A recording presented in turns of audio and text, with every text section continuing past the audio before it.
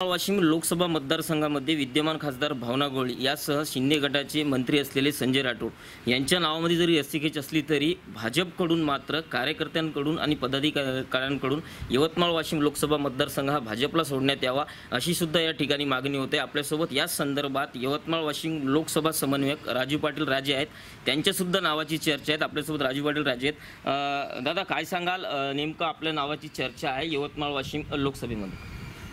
नाही, यवतमाळ वाशिम लोकसभा मतदारसंघामध्ये महायुतीचा कोणीही जरी उमेदवार असेल तर तो आम्ही ताकदीने निवडून आणू असं आमचं सगळ्यांचं ठरलेलं आहे।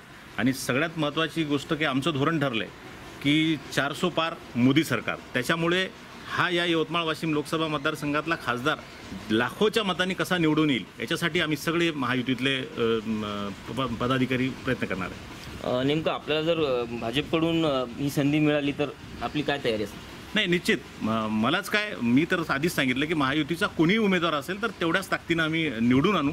मी जरी असलो तरी महायुतीचे आम्ही सगळेजण मिळून ही जागा आम्हाला मोदीजींना द्यायची आणि मोदीजी पंतप्रधान या देशाचे झाले पाहिजे, हीच आमची सगळ्यांची भावना आहे। राष्ट्रवादीकडून अजितदादा गटाकडून सुद्धा याच मतदारसंघावर दावा दाखविला जाते, तर या संदर्भात काय सांगा?